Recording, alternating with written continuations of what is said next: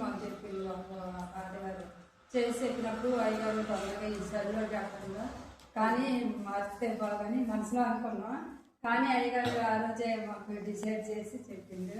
కానీ దేవుడు ఆశ్చర్యంగా అద్భుతంగా అంత చదివినైనా ప్రయాణంలో కూడా అందరూ ఇసుకుపడకుండా ఉంచుకోకుండా ఫస్ట్ రోజే కొంచెం కష్టంగా అనిపించింది. మాము స్థలం అయితే మేమైతే ఎక్కువగా చేసినాం, స్థలం నాదని మళ్ళీ అయ్యగారికి చెప్పి ఇంక బాగు చేయించినాం.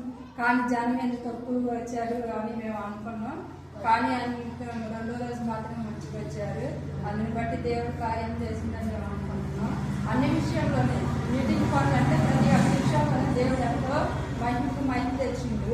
అందుని బట్టి వందనాలు చెల్లించుకుంటున్నాము. అంతేకాదు అయ్యగారిని కూడా పెద్ద అయ్యగారిని కూడా దీవించి ఆశీర్వదించిండు.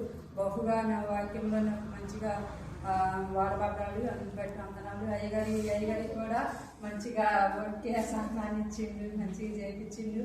అందుని బట్టి అయ్యగారికి కూడా వందనాలు. వచ్చిన సేవకులు కూడా అందరూ మంచిగా ప్రయాణం చేశారు. మళ్ళీ ఎక్కడికి వచ్చారు, మీటింగ్ చెప్పారు, మళ్ళీ ప్రయాణం చేసి మళ్ళీ వెళ్ళిపోయారు.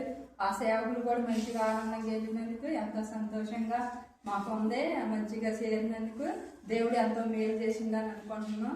అంతేకాదు ఈ మీటింగే కాదు, ప్రతిసారి మేము అనుకున్న మీటింగ్ ఏదైనా కూడా మంచిగా నా ప్రభు గణపరచమని అడుగుతున్నాము.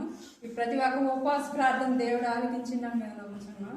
ప్రతి ఒక్క ప్రార్థన దేవుడు ఎంతో గణపరిచిండు. మంచిగా నా ప్రభు ఘనంగా మహిమపరచుకున్నందుకు అంత వందనాలు. ఈ చిన్న సాక్ష్యం దేవుడు దీవించి ఆశీర్వదించమని అడుగుతున్నాను.